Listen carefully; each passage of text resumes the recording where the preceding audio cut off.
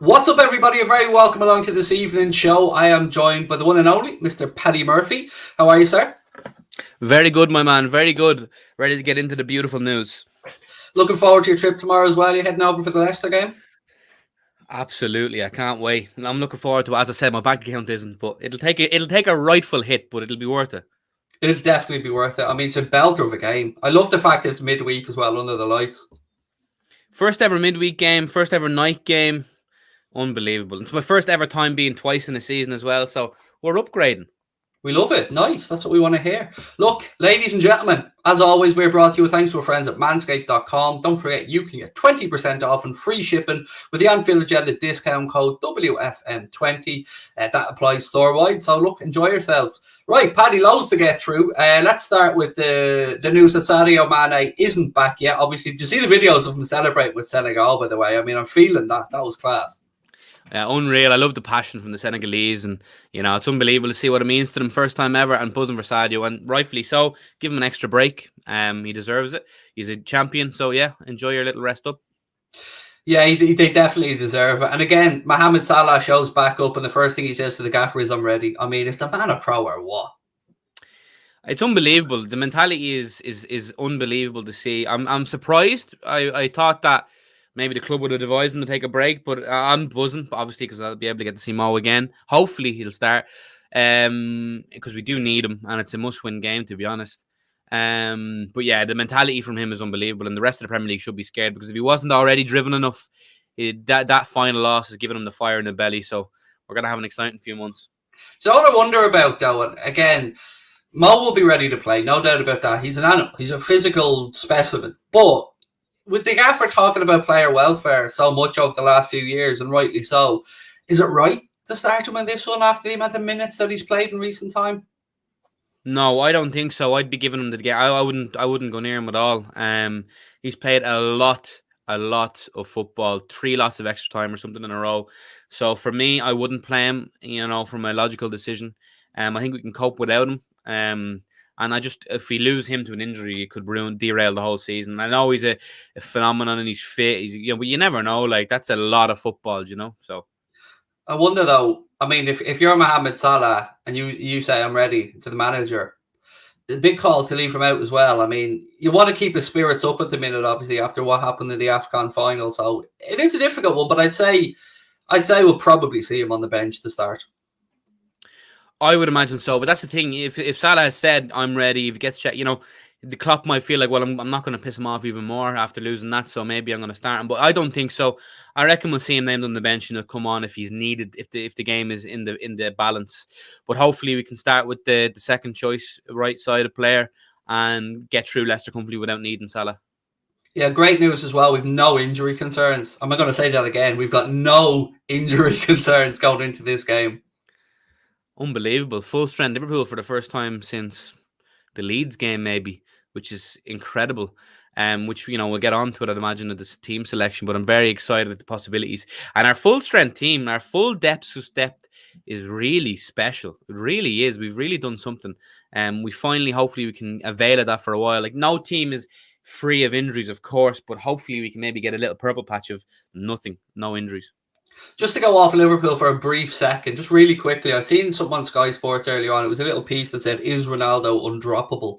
And I just wanted to talk about that for 1 sec, because he shouldn't be now, I feel, Paddy. I think it's fair to critique him now. At one point, yeah, undroppable. No doubt. Messi the same. But now, I think it's fair that United fans should look at it and go, don't know about that. Absolutely not undroppable. No player is undroppable if they're not performing to the standards they should be. Ronaldo arguably put in one of his worst performances of his whole career against Middlesbrough. He was absolutely woeful, and United fans have said that too. So no, he's not undroppable. Especially with the system Ralph Rangnick likes to implement with the gegenpressing style, the very high press, demanding play. Ronaldo doesn't do that. Yeah, he might do a little couple of dashes here and there, but yeah, he's not undroppable. And if he's not putting in the work, and he needs in that United system, he needs to offer more than just scoring goals. And I know people say, but goals are important. But like, Ronaldo is a statue when he's not scoring. And he hasn't lit the world alight this year. He's done well in the Champions League, yes, but no, he is absolutely by no means undroppable. Yeah, I reckon he's off for the end of the season, in all honesty, no matter what happens. I've already seen some stuff linking up the PSG. People probably wonder why I brought Ronaldo up. I'm segueing in to just say that I'll be doing a watch-along of the Burnley Man United game later on Twitch. That's basically where I was going with that. From our side, Paddy, big news today came out of The Athletic that suggests Liverpool are still very much interested in Raphinha. That must be music to your ears, pal. Absolutely, yeah. I seen that. I'm all for that. Absolutely, I think we could do a right side reinforcement for sure. That would be phenomenal. There is no danger in having too many good players at this level. So the more the merrier. Raphinha would be phenomenal. I would love to see it. He's going to cost a pretty penny. But he's a fantastic footballer. So yeah, I'm definitely on board the Raphinha train. Yeah, I love hearing news like that. But, me being a cynic and all, my brain starts going, hang on a minute here. This stinks to me of somebody moving on. And I know we keep skirting around it, coming back to it, but I just can't see how you look at a midfielder, whoever it may be it Tchouaméni, be it Bellingham, be it whomever, and Raphinha, and fund it without moving on somebody. It's becoming more and more apparent to me that they are going to move on to the old guard. Yeah, well, yes, possibly, but I mean, I'm not against it. It's we have to park sentimentality for a second. We're talking. It's all about upgrading constantly and being proactive in this market. You bring in Raphinha, you bring in Bellingham, you bring in Tchouaméni, and then you offload some of the players who have kind of waned a little bit. I think it's pointing towards a Sadio Mane exit because I feel like he's still a very valuable asset in the world. And winning the AFCON hasn't done that any harm. He's still relatively young. So I think Sadio Mane is going to be on the way out in the summer because I do feel he's going to be displaced by Luis Diaz, and therefore he's going to be unhappy. He's not being offered a new deal. The club will look to cash in, and I don't know what it is. I see him in the Parc de France in the PSG colours. Yeah, there was something again today that said Messi tried to get Barca to buy him last summer. Sadio Mane. And then, if you're looking at it from a point of view of value, well, he's just after being named player of the tournament in the AFCON. He's after helping Senegal to the first ever AFCON victory. So if you're looking at it really cynically from a Liverpool perspective, you're thinking, okay, his marketability, his value, even though he's got a year left in his contract, is probably at a really high point now. Absolutely, and PSG are losing Mbappe. They're going to look at bringing in a nice big attacker. I think he'd rip up Ligue 1. For sure. I think he could still, in today's market with the inflation, you could easily get 50 million for Mane. I think. I know it's a bit high, but if you think about what some other players are going for, I know he only has a year left, but PSG have the money. They'll be willing to spend that extra premium just to get him in now rather than wait a year. So if they want him, I think it makes sense. But I think you can still get 50 million for Sadio Mane in today's market. Yeah, I don't know about 50, but yeah, I'd say I guess it's impossible to know, isn't it? It depends on the buying club and what they're willing to set or to pay. On this one, I don't know what happened, mate. Abject shitness. I don't know. You're still crap, so I don't know, Jens, what the story is there. But Dan James, you'd be glad you got 30 million for him. I still can't believe somebody paid that much money for Dan James. I just look at him and I go, why? Yeah, I kind of have a soft spot for Dan James because he lost his father just as he signed for United. Which is obviously very tough, and he still, scored in his debut. So, it's a night. I have a soft spot for him and hope he does well. Yeah, no, he misses. He's a very uncrafted gem, if you will. He has raw ability, but he's still in the final third. He lacks, but he's got a lot of energy. He's very fast. I think he'll come good at Leeds. I think he's been okay for Leeds. Leeds fans have been relatively happy with him.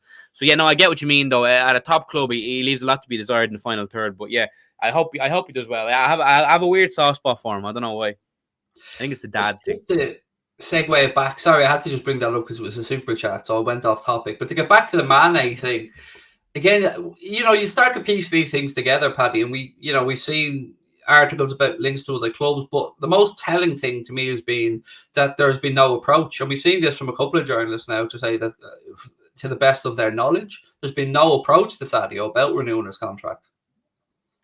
Yeah, and to be honest with you, it doesn't surprise me. And that's why he probably will, be annoyed that he's not getting a new contract. And now that they're bringing in Luis Diaz, I think it's a bleak time for Sadio in his Liverpool career. I feel not bleak, but you know what I mean. I feel like, he probably wants to feel loved, and I feel sorry for him that he's not getting that love. But The club is probably just looking at it from a financial viewpoint. They're not willing to give him a brand new bumper deal because they probably feel that his future isn't at Liverpool, and they probably have already earmarked him as one to go. And I will not be surprised in the slightest if he goes in the summer. I will be sad to see him go. I will be upset. He's given us great moments, but I think it's time to evolve. And I think he's kind of, in the last year and a half seasons, he's kind of gone down a little bit, and now Luis Diaz is on the up, and he's the future, in my opinion.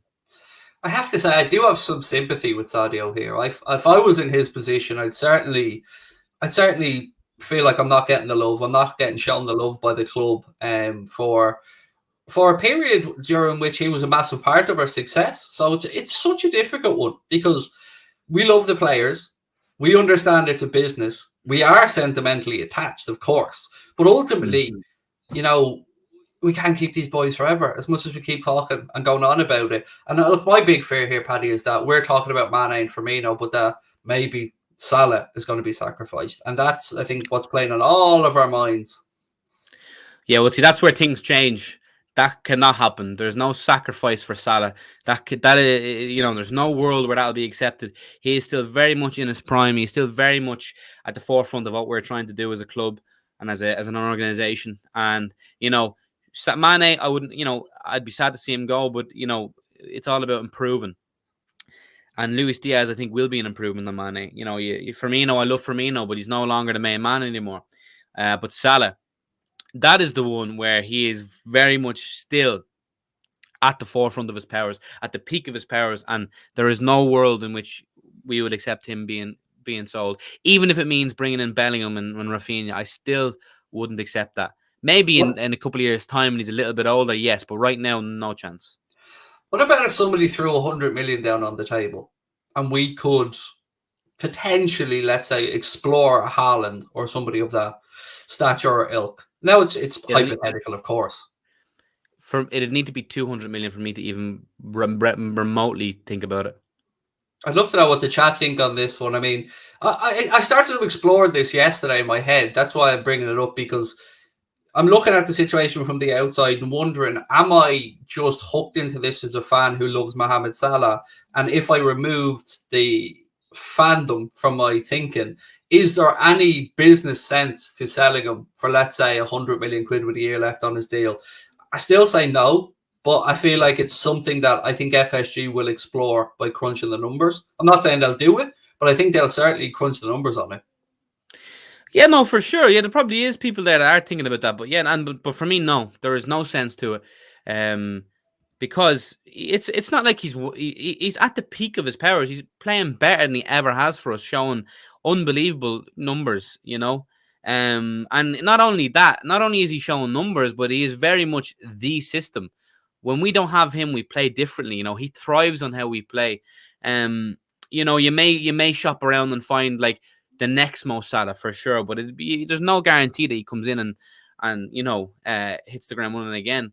But if Salah goes on next year and plays shite, has a bad year, then that's unfortunately how fickle we are as fans. It's all about the best in the moment. But right now, there is no world where we can sell that man because he's at the peak of his powers, and without him, we are at danger of being a toothless side because he's very much the guy for us at the moment.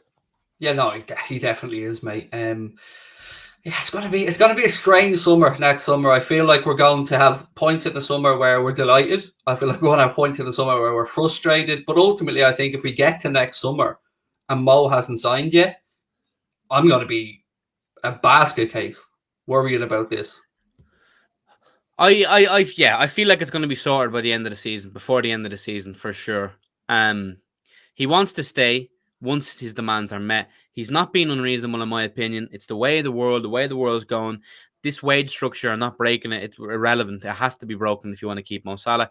And it will be, in my opinion. I think the owners and the powers that be will register and realize how important he is and how much he means to us. And they would be extremely foolish to not give him a new deal. Because as I said, you crunch the numbers on that. Let's say it's a 4-year deal, blah, blah, blah, 400 grand a week, blah, blah, blah. Put that into like a whole sum.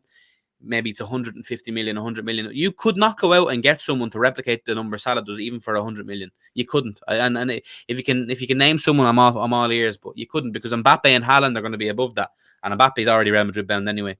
And no, well, Haaland's what was this? What's his buyout clause? 60 something, is it? Yeah, but there you give it. Then Mino Raiola and the money. Like if Liverpool aren't willing to give Salah 400 grand a week, how much do you think Haaland's going to want? You know, considering they're getting a relatively good deal on that buyout clause, he'll be wanting extortionate money. He'll probably be up on 750 million. Like he'll probably want mad money, especially with Mino the Raiola as his agent. I don't think that's feasible. Yeah, he would put up serious numbers, yes, but he's a striker as well at the end of the day, and we'd have to disrupt Jota in that moment. It's mad, isn't it? I'm just thinking of Haaland and his age, and how, I don't want to say how little he's achieved in the game, but relatively how little he's achieved in the game, commanding such a price. It's bonkers the way football can go after a few good seasons. Now, look, he is a talent. Of course he is. He's an undoubted talent, but it is mad. Like, if he's getting, let's say, Paddy, he signed somewhere around $500,000 a week at his age now, what's going to happen when he's 28, 29? Yeah, I know it is mad, but I think Haaland is a freak of nature. He's an anomaly in this game, and for me, he strikes me as someone who is flop proof. I don't see any world in where he goes somewhere and doesn't bang them in. I've said it before. You know, this links with City maybe can be a bit cold now because they've just got Julian Alvarez, but you know, I was fearing for him going to City for a long time because you know his connections there. His dad played for him. He grew up as a City fan. You know, he would in that system. Jesus Christ, that would be scary. I would be willing to bet a serious amount of money he'd get at least 30 Premier League goals. He's just a freak of nature. He's just in the right place at the right time. He's a gilt-edge finisher. He's just fantastic. Whereas Mbappe, for some reason, Mbappe strikes me as someone who may flop. I don't think he's as flop-proof as Haaland. That's why I edge towards Haaland in that debate. Yeah, and Mbappe, I used to be one of Mbappe's biggest cheerleaders, and dreamt about him coming to Liverpool. But I've not liked how things are playing out at PSG, and some of the public on the bench and stuff, displays of frustration. I wonder, Paddy, is he starting to buy into his own hype? Now, look, it's justifiable hype, but again, another one who, he's won a World Cup with France, of course, but at club level, still hasn't won a big prize. True. But I think that's, a part of being a PSG. I feel like he'll go to Real Madrid, and that's a proper Galactico signing from Real Madrid to get Mbappe. Like, I think he was a Real Madrid fan growing up. He idolized Ronaldo, Zidane, etc. I think there's a reason to believe your own hype if you're a Kylian Mbappe. Like, I do get there's a danger of being too overhyped, but I do think that maybe he realizes himself that if he spends his career in the French league, he'll never be revered as one of the greats, because I feel like you have to go further afield. You have to go to a more competitive league. Usually that is the Premier League, but I feel like La Liga, or particularly Barcelona or Real Madrid, is a good place to go, because I feel like Real Madrid are going to start competing on the European stage again. They're a couple of lull years, but they're won it 13 times, haven't they? Like, so they're still a phenomenon. And I feel like getting Mbappe, it'll be like the final piece of that Real Madrid puzzle for the next Champions League charge. And I feel like if he goes there and does bits, wins the Champions League, he's probably completed football already at the age of, 23, 22?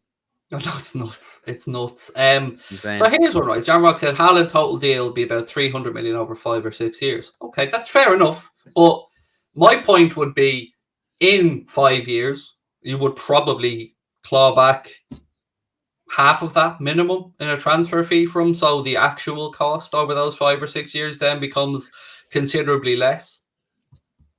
I feel like you get even more if you think about the way football inflation will go a little bit. I feel like, but if he keeps going on the trajectory that he is, if he's 25, 26, he will command a disgustingly large fee. It's obviously dependent on the contract situation, but I feel like he'll be signing a mad release clause here. It'll be like £1 billion or something insane. But yeah, it's a worrying amount of money. I wish we took a chance on Haaland when, we signed Minamino from Salzburg. We played a Salzburg team with Dominic Szoboszlai, Hwang Hee-chan, Haaland, and we signed Minamino. So it leaves a bit to be desired. I won't lie. I would have loved a bit of Haaland because I feel like he was always going to be a star. But listen, if I never want to see Salah leave, right? Don't get me wrong. But if we're being bribed with a Haaland, it would significantly soften the blow. I'm not going to sit here and say it wouldn't. So what annoys me the most about this entire situation is that no matter how much you, I, or anybody else talks about Haaland, we know that caveat of his agent is enough to scupper most likely our interest. And that does my head in. That an agent can be enough to turn Liverpool away from, and many other clubs, I'm sure, away from potentially the greatest striker of the next 10 years. Yeah, well, for me, Mino Raiola is like a no-go. Especially, we talked about on the stream yesterday how Liverpool sign not only the talent of the player, but the individual and the personality. And I feel like that will also echo through who we deal with. I don't think Jurgen Klopp will have a minute for Mino Raiola, considering he also Mino Raiola bad-mouthed Klopp after the Balotelli, getting rid of Balotelli. So yeah, I feel like Haaland is unfortunately on the no-go list for Liverpool based on his agent. I wish Mino Raiola would just feck off and stop, getting his little fat, grubby Italian fingers into these young stars. He's a vulture. As I said before, he is a cancer on the sport of football. But there is like these agent caps coming in, so hopefully that'll scupper him. But he'll always find a way. He's a wheeler and dealer. He'll find a way to get his little mitts in. Yeah, the power and the pull that some of these big super agents have, it's disgusting. I don't like seeing that money coming out of the game either, because ultimately fans will end up paying for it. So yeah, we'll wait and see. Thursday, Paddy, and the game against Leicester. Trying to figure out, me, you and Chris tried to figure this out last night. I mean, I think the real questions are only going to be around midfield and attack for this one. So if we do agree that Salah most likely comes on from the bench if needs be a bit later in the game, I think we'll agree on Fabinho. I mean, we all want Fabinho, Thiago, Elliott, or Fabinho, Thiago, Keita, or some combination of those three in midfield, maybe. Well, if we're fully fit, me, Craig, I have a dream, as a wise man once said. And that dream is Fabinho, Henrique Tavares, Nabil Keita, and Thiago Alcantara. That is my unbelievable. I mean, I wouldn't say no. I wouldn't. I think as well we could destroy Leicester with that midfield. Absolutely destroy them. And then looking up top, you're wondering, who do we put left side, right side, and centre? I mean, it's great to have these options and we're having a headache, but ultimately, I think Jota probably...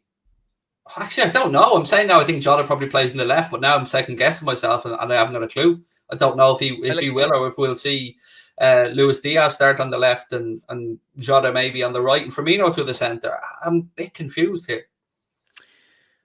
For me, I want to see Luis Diaz start. I feel like there's no time like the present. He's already made a good cameo against feckin' Cardiff. So I want to see Luis Diaz start. I want to see Diogo Jota down the middle. And you know what? I said no, but I do want to. I'll be selfish. I do want to see Mohamed Salah starting. I want to see our full strength team and just come back from the international break with a vengeance and smack Leicester like a disgusting number, because I feel like we can do it at home. I feel like it's all set up for a masterclass. Imagine we beat them 5-0 and Luis Diaz gets a hat-trick.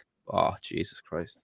There's a bit of discontent, I think, in that Leicester squad at the minute. I mean, they certainly won't be happy seeing some of the comments coming out from Rodgers about, some players just not playing at the levels and stuff, which is true. But again, I think a lot of this, Paddy, goes back to the two sides of recruitment. One of them, like Leicester have got talent. They brought in talent, no doubt. But there are players in that Leicester squad that seem to me a little bit snidey, a little bit up their own arse. And, I'm kind of looking more at Maddison if I'm talking about those. And I have questions about Tielemans. I do. Yeah. So it certainly won't help the squad harmony. Sometimes I think Rodgers needs to accept that it's a collective effort and that he has some failings as well. Because, you can't make the same mistakes, have the same patterns of results at similar clubs or at many clubs outside of maybe Celtic and get away with it and think that your shit doesn't stink. Yeah, I feel like, that tactic for managers to badmouth players in the press maybe worked back in the day in the 80s and the 90s. You could get away with it. But now, with the ilk of footballer we have, a lot of them are prima donnas, and rather than being G'd up and spurred on by the manager talking shit like that, it'll go the opposite way, in my opinion, and turn them against them. That's how fickle they are these days, childish, etc. Not all of them, obviously, but I feel like, Rodgers has to look at himself a lot of the time. Like we've experienced it. He has bottling DNA in his Irish genes, as much as I wish he didn't, because it would have meant we won the league. But yeah, he needs to look at himself. Do you know what I mean? He's not infallible. But yeah, no, this tactic of talking shit about your players doesn't work. I think it's looking to be the beginning and the end for him at Leicester, in my opinion. Yeah, I was wondering when he starts getting under pressure, because they went out of the FA Cup as defending champions, but they went out of it pitifully at Nottingham Forest, who played really well, but ultimately Leicester should be getting through that game, Paddy. Yeah, it was funny actually. Obviously, seeing the result and all, it only clicked to me that they were the actual holders, so that made it even worse. Yeah, Nottingham Forest were fantastic, but yeah, again, Leicester. I don't know what it is about Brendan Rodgers and how he just capitulates sometimes, but Leicester have been god awful this season. They've really, really just fallen off a cliff. And I know they've had a lot of injuries and stuff, but it's just, it's baffling. But to be honest, with the way their fans act, I'm delighted to see. I'd love to see them get relegated, to be honest with you, from the way they've acted. I'm surprised at that, mate. I'm so surprised that, like, my initial exchanges with Leicester fans a few years back were that they were really good, really nice, and the few I'd spoke to were sound, but there's been a fair few occasions now where I've seen some snidey shit. And then, of course, you have the player running onto the pitch and some of the singing that we experience as well, feed the Scousers, all the usual stuff. I mean, I don't want to say I'm starting to turn on them, but I am getting a bit fucking sick of hearing the same shit every time somebody comes to Anfield. Oh, yeah, no, for sure. Like, that feed the Scousers chant, like, it's just embarrassing. It's sickening. People say, "Oh, it's only a chant. Don't get butthurt." No, that chant belongs in the same bracket as mocking Hillsborough and mocking the Munich disaster. Do you know what I mean? You're mocking poverty. Like, there's nothing funny about that. There's no banter to be had there. And it's just sad to see. Like, listen, Leicester weren't the only fans that done that over that period, but they were definitely the more relentless of anyone that we've seen at Anfield this year. And you've seen the way they acted at Nottingham, the way they wrecked the city centre. The fan running on. So I don't know what's going on with Leicester or what's gotten into them. Again, you were irrelevant about 7 years ago. Do you know what I mean? You had one freak Premier League title, fair play to you. Pipe down would be the recommendation. Pipe down. Yeah, I would just add to that as well that, we need to get football back to a place where these events and these types of scenarios aren't playing out, because it's starting to creep in a little bit too much here, Paddy, for me. Not just Leicester, right across the board. And I think we need to, football has had a bad enough reputation in the past that, we need to see a point now where we can feel comfortable bringing your loved ones to a game, your kids or whatever. Like, I don't like this creeping back into the sport. Yeah, no, it's sad to see whenever it rises up, but don't get me wrong, in every fan base there is people like that. There is hooligans. There is, it's just by law of average. It's just not nice to see. Football shouldn't be about hooliganism and getting drunk and attacking people and destroying places. It should be just enjoying the game, the beautiful game. Yeah, so I'd love to see that shit getting stamped out of the sport, but unfortunately, I think it's with us to stay in its hopefully in its rarity, hopefully. But yeah, there's just always going to be idiots, isn't there? So, off topic a little bit from football matters, but it is about the club. I don't know if you've seen this today, Paddy, but so an article came out that said Liverpool break new ground with multi-year global deal. Liverpool have joined forces with Vista, who will become the club's official small business design and marketing partner. Now, on the face of it, that just sounds like another commercial partner, and you're thinking, all right, sound another few quid for the club. But I looked into this a bit more, and what they're actually going to do, Vista, is they're going to highlight some of the smaller local businesses in and around Liverpool that, deserve to be highlighted, and put them on banners and boards around Anfield, and, do some profiles on them and let the world know about these smaller local businesses. So sometimes, mate, you just got to go fair play. That's a good idea. Absolutely. Yeah, sounds great. Happy days. No negatives for me. It sounds like a great cause, great project. So I'm all for it, to be fair. I do. What I do laugh at, though, is just some of the titles, like the club's official small business design and marketing partner. Like, it's some of the names like are a bit like the official one. They say that like there's some unofficial, of these type of businesses out there. That the names make me laugh, but I do love the idea of it. I think it's a really good idea. Yeah, I mean, it's not too catchy of a name or a brand, but it's a great idea, and can only mean good, to be honest. Yeah, because there are some like brilliant little businesses popping up and about, like hat, scarf, and a badge businesses like that have popped up over the last few years, and it's great that the club and these companies are recognizing the input of local small business rather than what we've seen in the past about the trademark and stuff. And it felt like they were almost trying to clamp down on these businesses rather than embrace them. Yeah, no, I don't like seeing like those smaller businesses getting suffocated by the big organizations. You know, it's never nice to see, but they should always be welcomed. It should always, it's no harm. You know, it should always be welcomed, and it's good to see, businesses like that thriving. So long may it continue, and more the merrier. I've loads of stuff I want to get through. I'm going to quickly go around the grounds as well and have a look at it. I mean, top 4 race right now. Your money on Spurs as well? Because I'm looking at United tonight, as I said, doing a watch along of it, but ultimately I can't see how they get fourth playing the way they are. I think it has to be Spurs. Yeah, I've been saying Spurs too, and there's just something about Conte that woos me. And I just think when the tough gets going, he'll sort it. Like, to be honest, I think so. I think they will sneak in. I think they have a good squad, and he'll get the most out of them. And they've been running like madmen under him. So yeah, they're my tip as well. Oh, actually, on this, let's absolutely echo this sentiment. Fuck you, West Ham. Zuma starting. He should be suspended in my eyes for bringing the club into disrepute. That was disgraceful stuff that I seen last night.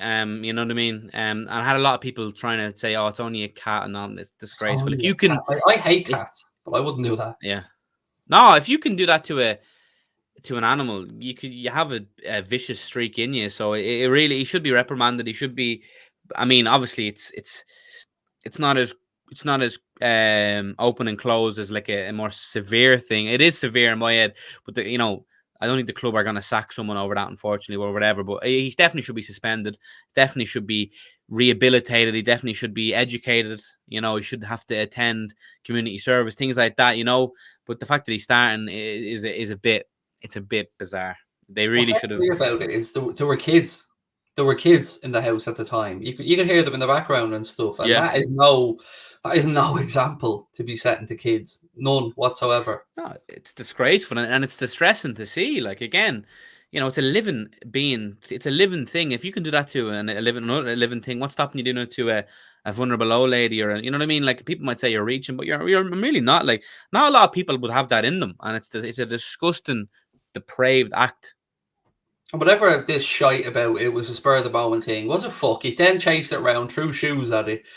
I don't like people saying, "Oh, I never acted this way before," and thinking that we as fans are idiots and that we're going to believe this shit. Now, I promise you, if this was a Liverpool player, I'd be acting the exact same way. It's just fucking scumbag behaviour.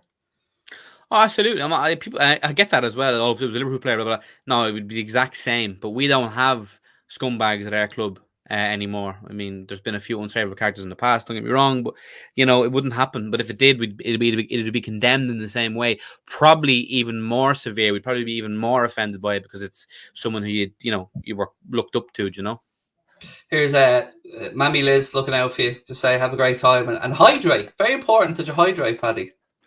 Liz, don't you worry. I will be hydrated with Guinness, vodka, and everything under the sun. But I appreciate that. Thank you very much. Oh, he slapped a dog as well. Yeah, I forgot about that. Did he slap a dog as well? Disgraceful. He should be slapped. He should. Absolutely. I agree. I think it's ridiculous. And for those that aren't aware, there was a video. I think did it start on Snapchat? Maybe. Am I right with that one? I think so. And then we went on Twitter is where I seen it. Video of Kurt Zuma kicking the cat. I can't tarted up any other way, kicked the cat in his kitchen, then chased it around and started throwing shoes at it. It's just not great at all. And there he is starting tonight. Like, the club will. This is what gets me about businesses. They're only as community minded as their bank balance. So if this was a fringe player or somebody who wasn't important to West Ham, suddenly they'd have morals. But right now, they don't have morals because of the bottom line. And this is what pisses me off about big businesses, that they pretend to care. They only care when sponsors start pulling out or fans stop going to games. And it's just, we need to call this hypocrisy out, mate. 100%. Yeah, no, I agree. I think you do a good job of doing that. So fair play. So yeah, no, it definitely does.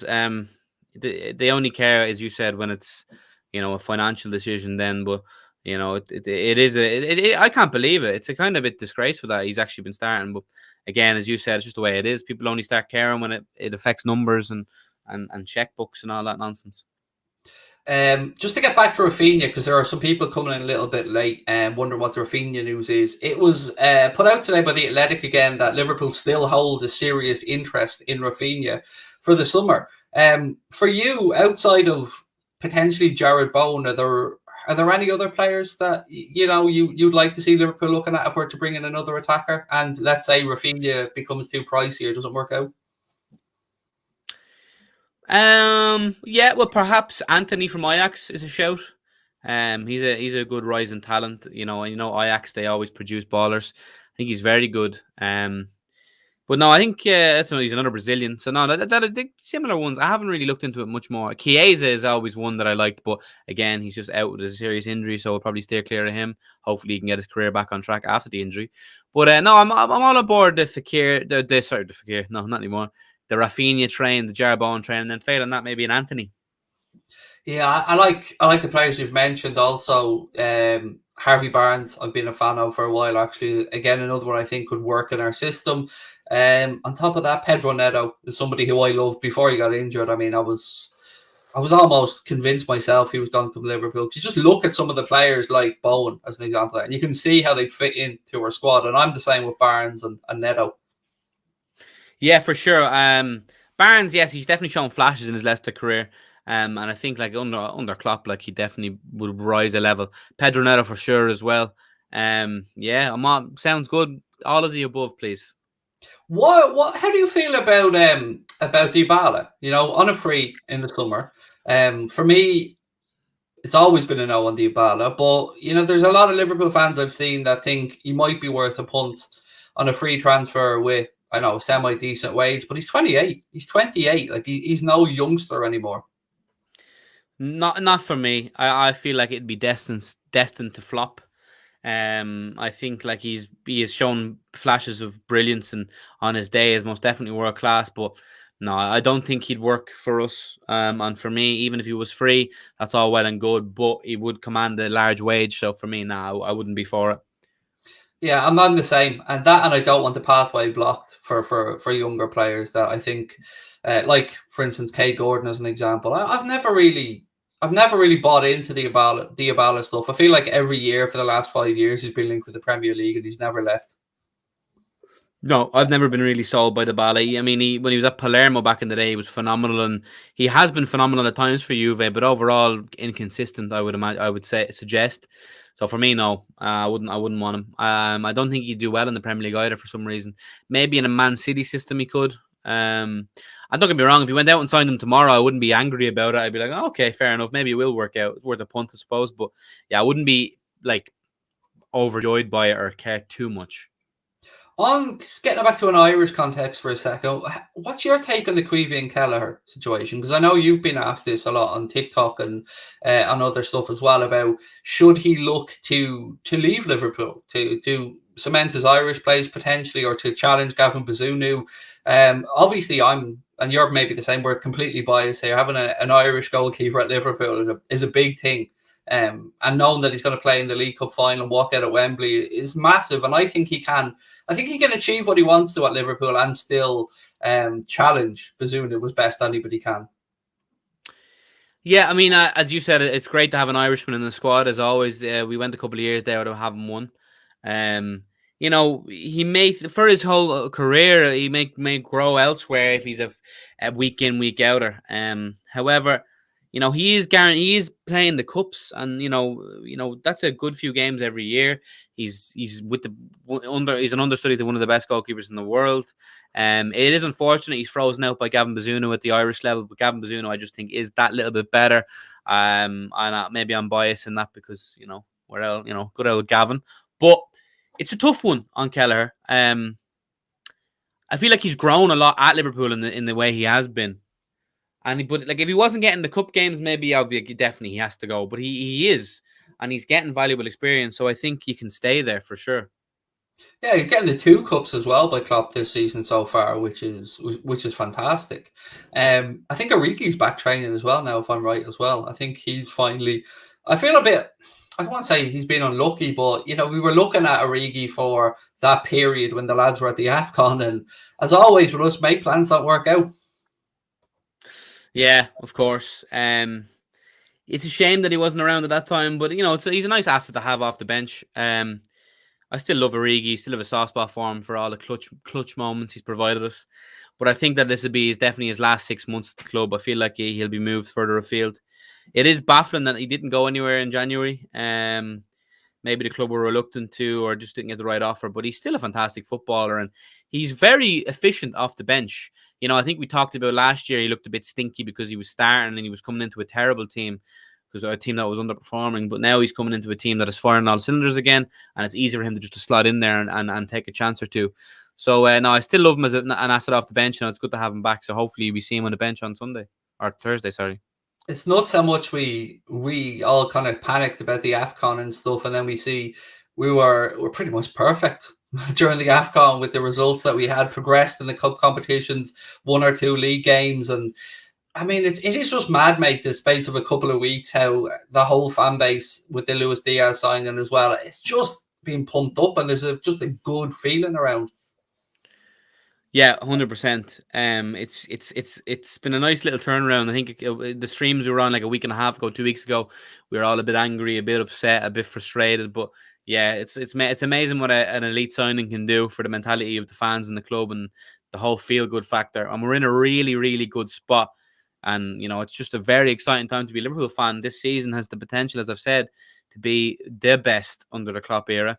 I know people said, we won 3 trophies a couple of years ago with the Club World Cup. But no, yeah, fair enough. But realistically, we're talking about the ones that are available from the start. And again, it could be our first time. It could be our chance to get the first double under Klopp. And I think that's significant. And by the time he leaves the club, I want him to have won everything, because that's just a nice thing to say. And yeah, it's just a nice feel-good factor around the club at the moment. How important do you think, this is a bit of a silly question really, but how important do you think the League Cup is going to be at the end of the month? And by that, I mean, I suppose let's look to the other side. If we don't beat Chelsea at Wembley, will it impact the rest of the season, do you think? Or will the lads be able to just brush it off and carry on? Well, yeah, I do think, they are consummate professionals, so they could easily brush it off. But I feel like the good it will do would far outweigh the negatives it would do in not winning it, if you know what I mean. Like, the good that it will do will be phenomenal for the mentality of the players. There's a lot of players in the club that have never won anything with us. So it's imperative that we win this trophy, I think. I think the feel-good factor around the club would be phenomenal. And again, it just gives you that little impetus then. It gives you that extra couple of percent of your belief and your just overall, just everything, the whole aura. I think it's very important that we win it. It could have a negative impact if we don't. It could creep some doubt into the side. But I do think we will win it. I do think we have enough to beat Chelsea. I feel like we're the better team than Chelsea. I feel like that we should have beaten them home and away in the league, barring our own errors. And I feel like with a fired up Mo Salah, it's just a very exciting time. And I winning it could really be the turning point of the season and propel us to more. I'd seen Arsenal actually linked with another forward. So we'd already had the Alexander Isak stuff, and I think Raul de Tomas at Espanyol, and now they've been linked again with Nkunku this time. But Leipzig could come out and said that their plan is to keep Christopher Nkunku there. Oh yeah, I mean Arsenal, Jesus Christ, talk about being delusional. Christopher Nkunku is an elite player who's gonna if he moves, when he moves, will go to one of the big boys. He'll go to a Bayern, he'll go to a City, he'll go to a Liverpool. No chance for Arsenal. So they really need to read the room and realize what they are at the moment. Nkunku is far above their pay grade. You know what I mean? They're not even guaranteed any Europe this year. So yeah, Arsenal need to just take a chill pill. I want to just get back for a second to the situation at Chelsea in the League Cup final. At what point is it fair to start saying they spunked a load of money on Lukaku when it was shit money spent? Because he just doesn't seem to be able to really, really do it in the Premier League, does he? Yeah, I mean, I've said it before. I have a soft spot for Lukaku. I don't know why. I just like the guy. I have a soft spot for Belgians in general. And so I'm reserved on calling him a flop or saying, for a while. I feel like it's harsh to judge someone after 6 months. Yes, he hasn't really done it, but he started relatively well. Then he got an injury. Then there's Inter stuff happened. So I feel like just give him a couple of more games to get back into it. I feel like he could still be a big player for Chelsea, for sure. He is an elite goal scorer. He scored everywhere he's been. I feel like he will come good. But again, the Chelsea side don't play to his strengths like the Inter Milan side did. The Inter Milan side was perfect for his style. So naturally, he hasn't been as amazing as he was at Inter. But I feel like if they just tweak a couple of things and like play to his strengths a little bit more and like get the best out of him, that's probably why he stifled a little bit, because it's not suited him.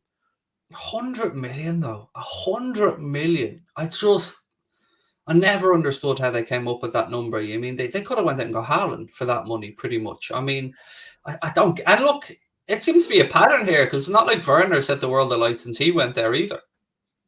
Yeah, I mean, yeah, Chelsea have a horrific record with strikers, don't they? I've seen a Chelsea fan saying, if only we had the same record with strikers, or the same record with strikers as we did with goalkeepers.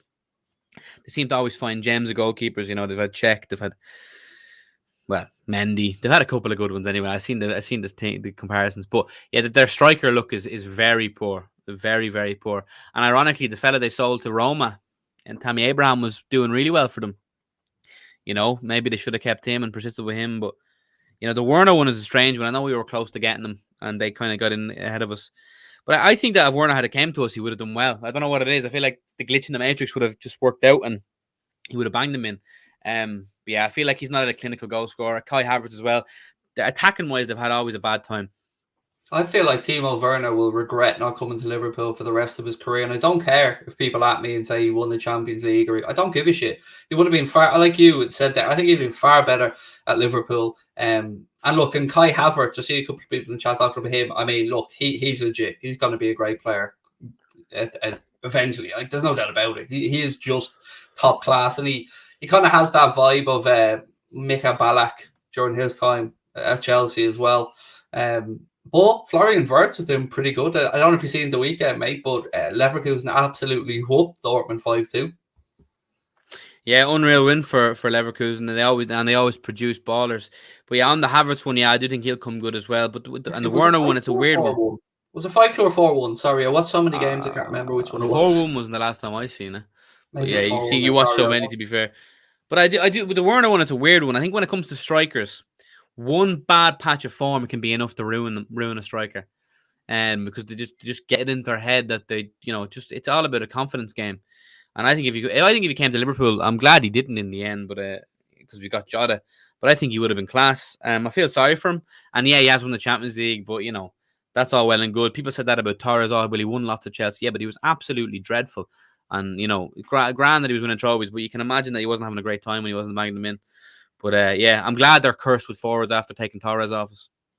Did you see this as well? Quinch brought it up here. Nicolas Sula signing for Dortmund. Absolutely phenomenal signing for Dortmund. A strange one from Sula. I feel like he could have went further afield and maybe went abroad, but strikes me, and clearly he is a German that wants to stay in Germany. I mean, if you're not at Bayern, you're probably going to go to Dortmund, right? He is a fantastic ball playing centre back. He's very good. He's strong. He's good in the air. He's huge. Good signing for Dortmund. Good signing, but it's a weird one for him. I feel like he could have done better. And again, somebody said in the chat there, speaking about Chelsea keepers, they spent 72 million or whatever it was on Kepa. And my God, that's another. How many flops can they? Like, I look at this, mate, and I get annoyed by the amount of flops. Then you look at our transfer business and the lack of money we had. Like 72 million on Kepa, flop. 100 million on Lukaku, jury out.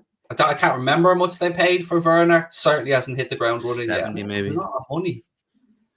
Yeah, but it's funny. At the moment, Chelsea fans are trying to justify the Kepa price and say he's actually paid his price back because he's won them the Super Cup. He saved them a few penalties for them. And they're saying, yeah, so it's a weird one. Kepa, I don't think he'll ever be worth 72 million, to be fair, but he has had good moments. He's a good shot stopper, but he's caused too much bad than good to justify ever being worth 72 million.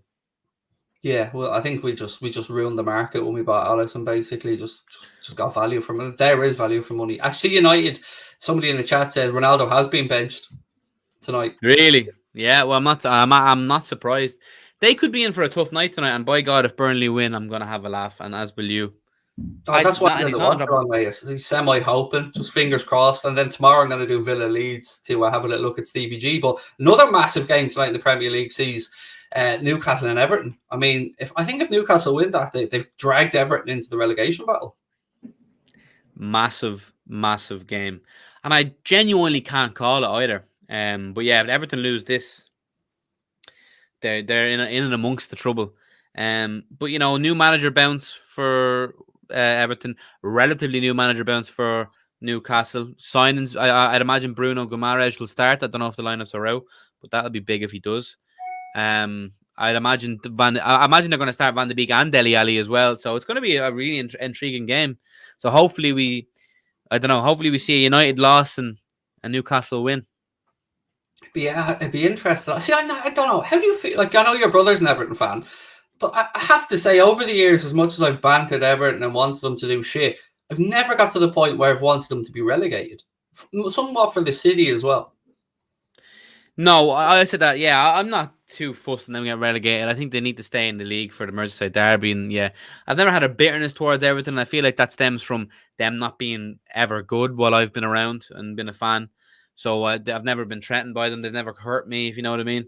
So yeah, I don't want to see Everton get relegated. Maybe I'd say that the Scouser Reds do, maybe just for the sake of bantering their mates. But for me, no, I don't want to see them get relegated, and I don't think they will either. Thank you for this, mate. So Van de Beek and Dele Alli on the bench today. So it'll be interesting to see. I want to just, before I let you go, I want to get your prediction ahead of this game on Thursday. Obviously, you're heading over to it, so I won't get to talk to you tomorrow. But give us a score prediction there, and if you're right, send me. If you're right after the game, send me the name of the Wetherspoons you're in. I'll send a round of drinks over.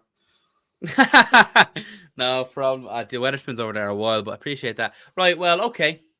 Well, if there's a round of drinks on the line, we're gonna have to be strategic here. Do you know what? I'm going. I might be a bit bold. 4-0.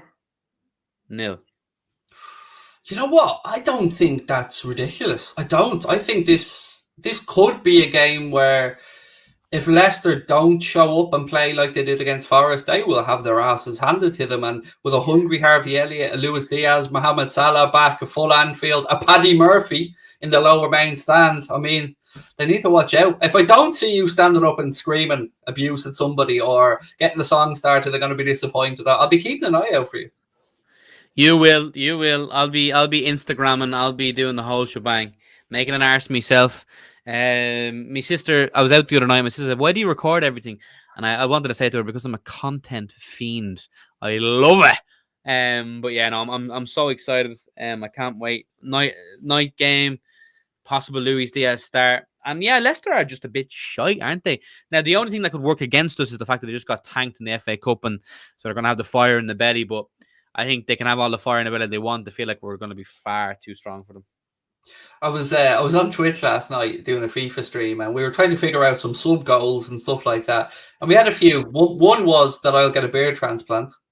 If we hit, I think it was 1,000 subs, we need to fund the beard transplant. So I said I'd do that, but a few other things. One I said I'd do is watch along topless, but that's the first and only thing my kids have ever asked me not to do.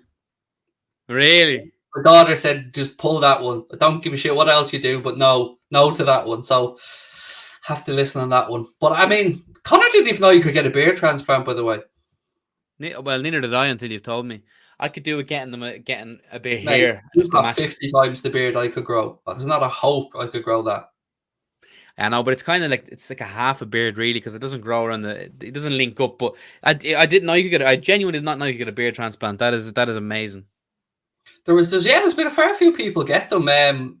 Hair Restoration Blackrock do it, the Beacon do it, and Sandyford there, and a couple of places in England. You're looking at somewhere between 3 and 8 grand, depending on.